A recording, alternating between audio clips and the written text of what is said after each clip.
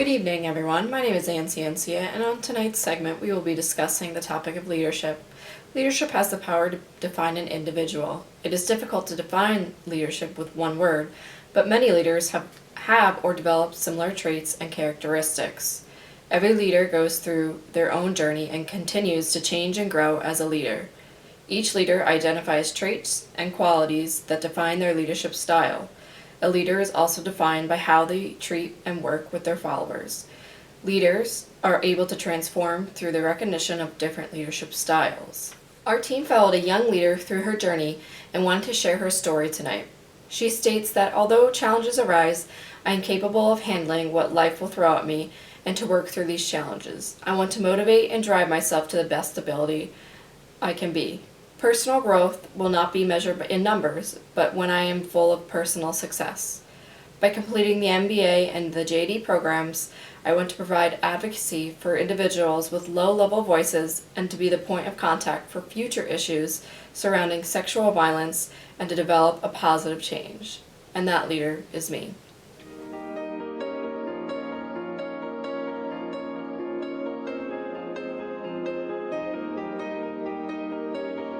Leadership has been very important and meaningful to me. I believe a leader can be powerful and bring a positive change amongst his group of followers. My personal qualities of being a leader are being insightful, determined, diligent, friendly, and empathetic. These are the qualities that create my own leadership. Some characteristics I have difficulty relating to, but continue to strive to achieve, are self-confidence, conscientiousness, and being self-assured. I believe that leaders continue to change depending on who their followers are and what the environment they are in. I want to take you all on a journey of my own leadership through my undergrad and graduate years of school. I hope you enjoy. Northhouse states that adaptive leadership is about how leaders encourage people to adapt to face and deal with problems, challenges, and changes. These leaders focus on adapting to a changing environment. CFI identifies 4 main principles of adaptive leadership as emotional intelligence, organizational justice, development, and character. A leader needs to build trust and be transparent with her followers. 2 themes I related to most during the assessment were getting on the balcony and regulating distress. Northhouse states that getting on the balcony is a metaphor for stepping out of the fray and finding perspective in the midst of a challenging situation. I found these results to be interesting because I believe I am a very anxious person, but many don't realize this because I am capable of keeping calm in the most difficult and stressful situations. While working with victims of domestic violence, my supervisor at Vera House commented on how I was able to remain calm while working with distressed clients. I relate to being an authentic leader by being genuine and real. This is a complex leadership style, but my style equally represents all 4 components by being self-aware, reflecting on my core values, internalizing moral perspectives by self-regulating, balancing processing, and being rationally transparent. I believe you have to search within yourself to be a true, authentic leader. Northhouse states that a leader's choices are influenced by her moral development. The choices leaders make and how they respond in a given circumstance are informed and directed by their ethics. When it comes to my decision-making process, I try to incorporate the 5 principles of ethical leadership, which are respecting others, serving others, showing justice, manifesting honesty, and building a community. While being a resident assistant, I ensured building a community was my top priority with my residents, and the rest followed. The skills approach is a leader-centered perspective.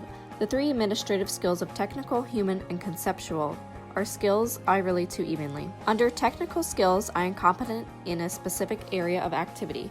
I have knowledge about the ability to work with people under human skills. Lastly, I am capable of working with ideas and concepts through the conceptual skill. While being the student government president, I used all 3 to work alongside faculty, staff, and students to create positive change throughout the community. Northhouse states that the behavioral approach focuses exclusively on what leaders do and how they act. On the assessment, I scored evenly high for task and relationship behaviors. Task behaviors help other members achieve their goals. Relationship behaviors help followers feel more comfortable. I incorporated both behaviors while being a leader to my executive board while on student government. I wanted to see my followers succeed and be comfortable in different situations. Northhouse states that path goal theory discusses how leaders motivate followers to accomplish designated goals. These leaders want to enhance a follower's performance and emphasize on the connection to motivate their followers. Once a goal is reached, a leader tends to reward her followers. I consider myself to be directive and supportive under the path goal theory. I like to give followers instructions, and I want my followers to feel they are comfortable to approach me with any questions they have. Now, let's take a look at how these next leadership styles that focus more on the interaction with followers. You cannot have leaders without followers. Northhouse believes that leaders and followers together create the leadership relationship, and without an understanding of the process of following, our understanding of leadership is incomplete. Under followership, we must look at the role-based perspective, where we focus on the roles of followers, and the relational-based approach, where we look at the reality of interaction. I found my results to be interesting for the assessment, where I was even with being a conformist and a pragmatic follower. A pragmatic follower is a fence sitter, and I don't believe I relate to that much, but on the other hand, I 100% agree that I am a conformist, where I always say yes. During my last year of undergrad, I was working 4 jobs and held 3 presidencies and numerous other executive board positions. I couldn't say no to being involved. Northhouse states that servant leaders place the good of followers over their own interest and emphasize follower development. There are 10 characteristics that conceptualize a servant leader, and they are listening, empathy, healing, awareness, persuasion, conceptualization, foresight, stewardship, commitment to the growth of people, and building a community.